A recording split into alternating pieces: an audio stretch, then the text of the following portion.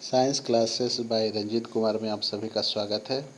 यहाँ आप सभी 10 क्लास बायोलॉजी का पहला चैप्टर लाइफ प्रोसेस जो कि एनसीईआरटी का छठा चैप्टर है वह पढ़ने जा रहे हैं। यहाँ पे आप लोगों ने सभी लाइफ प्रोसेस के बारे में जाना और लाइफ प्रोसेस के अलावा हम लोगों ने ये जो आपके 4 क्वेश्चन आपके स्क्रीन पे दिखाई पड़ रहा है, यह चारों क्वेश्चन हम लोगों ने सॉल्व किया था। आज हम लोग पढ़ने जा रहे हैं न्यूट्रिशन क्या है। ठीक है, इसको समझने के लिए एक एग्जांपल लेते हैं। हम लोग एक बाइसिकल मान लीजिए चला रहे हो, है ना। तो बाइसिकल चलाने के लिए हम लोग खूब मान लीजिए 40-50 किलोमीटर दूरी पे हम लोग को चलाना है। तो चलाते चलाते हम लोग क्या होता है कि हम लोग का एनर्जी लॉस हो जाता है, या फिर मान लें कि आपको स्कूल के लिए देर हो रहा है तो आप साइकिल बहुत तेज़ी से हाँकते हैं। ऐसे में आपको बहुत ज़्यादा एनर्जी की आवश्यकता होती है। कौन सा ऐसा प्रोसेस होगा कि आपको एनर्जी उससे मिलता है? यह मात्र एक वह प्रोसेस है जिसके द्वारा हमें एनर्जी प्राप्त होता है, वह है न्यूट्रिशन। ठीक है, तो कहने का मतलब यह है कि वह प्रोसेस जिससे हमें एनर्जी प्राप्त होती है उसे हम लोग न्यूट्रिशन कहते हैं। ठीक है, तो how do living organism get their food? The general requirement for energy and material is common in all organisms, but it fulfilled in different way.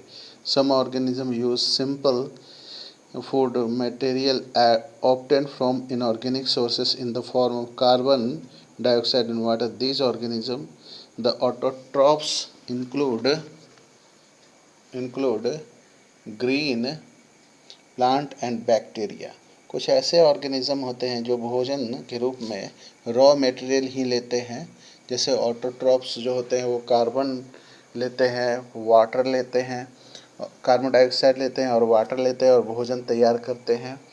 उसी तरह से कुछ ऑटोट्रॉप्स होते हैं जो भोजन के लिए दूसरे पे डिपेंड करते हैं। ठीक है, और उनके शरीर में कुछ स्पेशल तरह का बायो कैटलिस्ट होता है जिसको एंजाइम कहते हैं। वो होता है जो भोजन पचाने में मदद करता है। ठीक है, तो अब ये सवाल है कि हम लोग न्यूट्रिशन कहते किसे हैं? तो nutrition is the simple process by which organism fulfil their energy to perform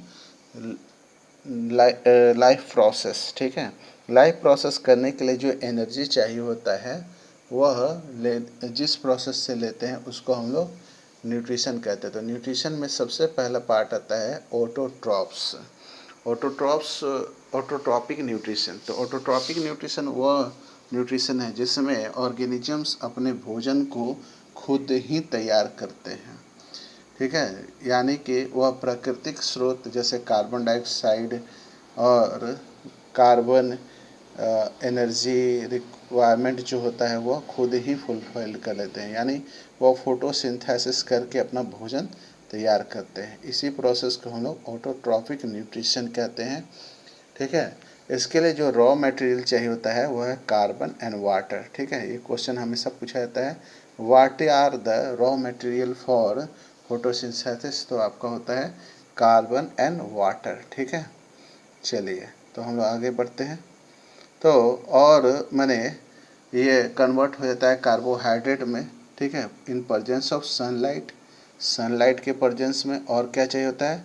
तो पौधे में स्पेसिफिक चीज़ होता है जिसको बोलते हैं क्लोरोफिल और सनलाइट की उपस्थिति में ही कार्बोहाइड्रेट तैयार होता है। ठीक है, carbohydrate are utilise for providing energy, मैंने पौधे को एनर्जी देने के लिए यही कार्बोहाइड्रेट इस्तेमाल कर लिया जाता है। ठीक है, और यह स्टार्च के रूप में डिफरेंट पार्ट ऑफ प्लांट में संचरित हो जाता है, स्टोर हो जाता है। ठीक है, इस तरह से क्या है कि ऑटोट्रॉपिक मोड ऑफ न्यूट्रिशन होता है।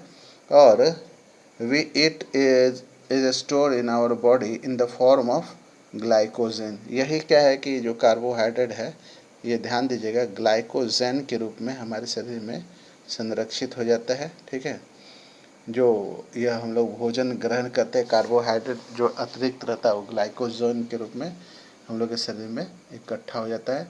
फॉर्मूला देख लीजिएगा, कि जो केमिकल फार्मूला होता है फोटोसिंथेसिस का वह है आपके सामने 6CO2 + 12H2O। तो आपका in the presence of chlorophyll sunlight, तो रिजल्ट बना आपका 6 आपका C6H12O6O2 + 6CO2, ये आपका फॉर्मूला हो गया फोटोसिंथेसिस का। ठीक है, आज के लिए बस इतना ही। इस वीडियो को आप लाइक करें, शेयर करें, सब्सक्राइब करें।